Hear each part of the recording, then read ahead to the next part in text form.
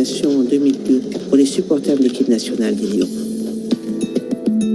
Un temps en sommeil, l'aventure ferroviaire du Sénégal s'apprête ce soir, grâce à son excellence, le président Macky Sall, à écrire la plus audacieuse de ses pages, de Dakar à la ville moderne de Diamniadio. Accueillant la première ligne électrique à écartement standard d'Afrique de l'Ouest, où va surgir à grande vitesse le train express régional. Les chiffres de ce chantier titanesque sont ceux de tous les records.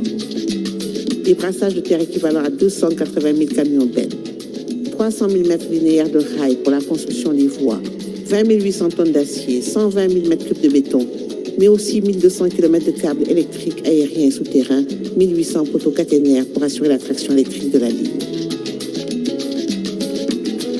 Une vision grandiose, où se déploient plus de 14 ponts routiers pour une circulation fluide des riverains de part et d'autre de la plateforme ferroviaire. Une réalisation hors norme, génératrice de 35 000 emplois, visant à donner la pleine mobilité à plus de 3 millions d'habitants, en réduisant le temps et les distances de la péninsule de Dakar et ses environs. Rapprocher l'espace, réduire le temps.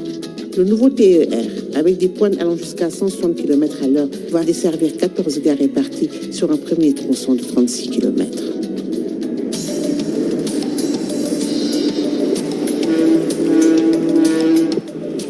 Rames automotrices au total, à traction électrique et diesel, assurent une fréquence d'un train toutes les 10 minutes. En symbiose avec le réseau routier, celui des bus, combiné également à l'autoroute de l'avenir, le train express régional signe ici l'envol du Sénégal vers une ère d'avant-garde.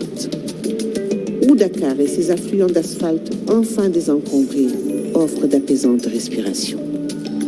Où les interconnexions entre la capitale, sa banlieue et plus largement le pays favorisent un développement économique inédit et déversent leur flot de richesses humaines et culturelles. Où la carte de tout un territoire se réimagine au gré des nouveaux déplacements de population, faisant jaillir de multiples infrastructures sociales, hôpitaux, centres sportifs et de loisirs et ses écoles.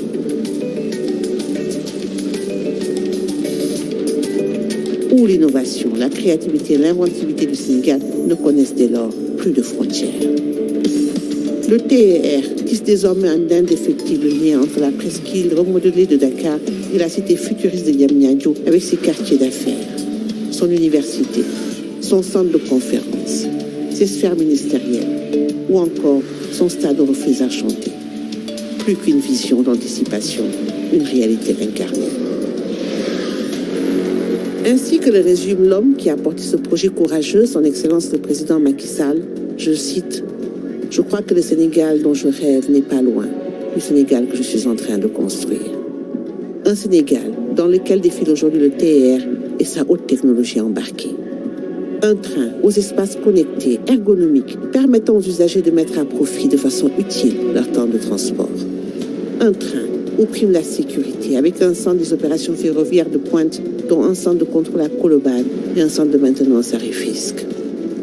Un train ancré au cœur d'un environnement préservé, respectueux de l'écologie, avec une empreinte carbone maîtrisée grâce à son fonctionnement électrique.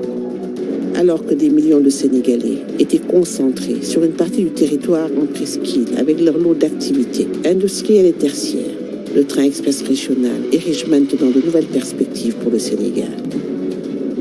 Fort d'une ouverture sans équivalent sur d'autres régions et secteurs en devenir, et dont Diamniadio est l'une des plus emblématiques vitrines.